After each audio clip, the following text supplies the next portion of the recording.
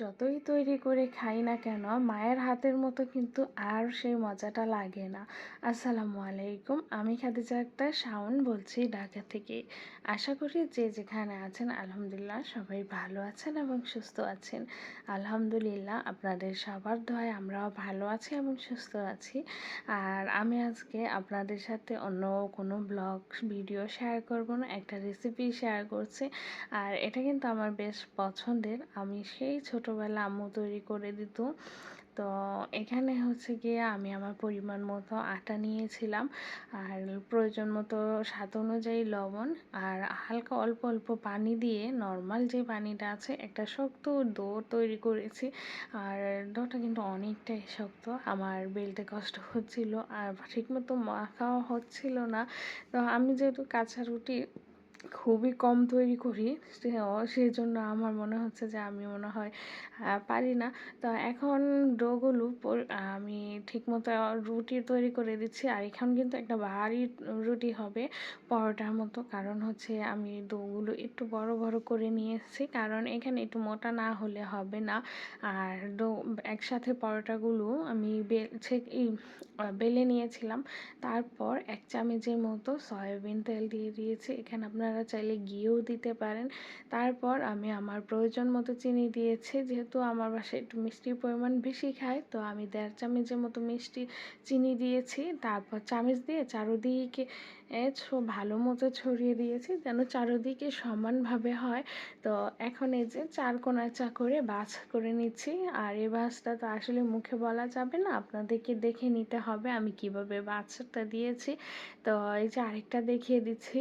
আর এরকমভাবে ভাঁজ করে কিন্তু আমি প্রত্যেকটা রুটি আগে ঠিক করে রাখবো, তারপর কিন্তু আমি আবার বেলে নেব।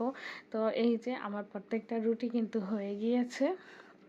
আর এই সময় আমি একটু আটা দিয়ে তারপর চারকোনাভাবে একটু বেলে নিচ্ছি। আর এই বেলাটাও কিন্তু আপনাকে হাতে ঘুরিয়ে ঘুরিয়ে বেলতে হবে, মানে রুটি কিন্তু ঘুরবে না, আপনাকে ঘুরিয়ে নিতে হবে। আর যদি ঘুরে তাহলে তো রুটি গোল হয়ে যাবে। আর এই পরোটাটা আমাদের চারকোনা চা খেতেই খুব মজা লাগে। আর এই যে এখন 4টা মানে যতগুলো পরোটা ছিল সবগুলোই আমি একসাথে বেলে নিচ্ছি। আর এটা কিন্তু একটার উপর একটা রাখা যাবে না, আপনাকে ছড়িয়ে ছড়িয়ে রাখতে হবে। আর এটা বেলে কিন্তু এভাবে রেখেও দিতে পারবেন না, না হলে চিনিটা গলে যাবে। তো এই যে আমার সবগুলো বেলা হয়ে গিয়েছে, আর এখানে সিমটা আমার নেওয়া হয় নাই। তো এখন তাওয়াটা গরম করে পরোটা দিয়ে দিচ্ছি। পরোটাটা হালকা একটু যখন শক্ত হবে তখন একটু উল্টিয়ে নিব, এরকম করে 2বার উল্টিয়ে নিচ্ছি যেন চিনির যেই রসটা বের হয় গলে গেলে ওইটা যেন একটু শুকিয়ে আসে। তো এই যে শুকিয়ে আসছে, একটু উপরে পাশটা ঢাই হয়ে গেছে। তো এখন আমি অল্প একটু 2 চামচের মতো তেল দিয়ে নিব। তো এই যে তেল দিয়ে দিচ্ছি। আচ্ছা, আমার ভিডিওটা কে কে দেখছেন, কোথা থেকে দেখছেন একটু কমেন্ট করে জানাবেন। আর কে কে মিস করেন, আমি তো বেশ মিস করি। আর এটা কিন্তু একসময় আমার বেশ পছন্দের ছিল, এখনও আমার আম্মু বানিয়ে দেয়, কিন্তু জানি না আম্মুর হাতেরটা কেন এত মজা হয়, আমার হাতেরটা মজা হয় না, আমার হাতেরটা মনে হয় মজা হয় না। তো খুব মিস করি। আম্মু যখন আসে তখন আম্মুকে মাঝে মধ্যে বলি, বা আমি যখন যাই আম্মু বানিয়ে দেয়। তো গরম গরম খেতে কিন্তু খুবই ভালো লাগে। আচ্ছা, ভিডিওটা যদি ভালো লাগে সবাই লাইক কমেন্ট আর শেয়ার করে দিবেন। আর যদি বেশি ভালো লাগে একটু ফ্যামিলি মেম্বারদের সাথে শেয়ার করবেন।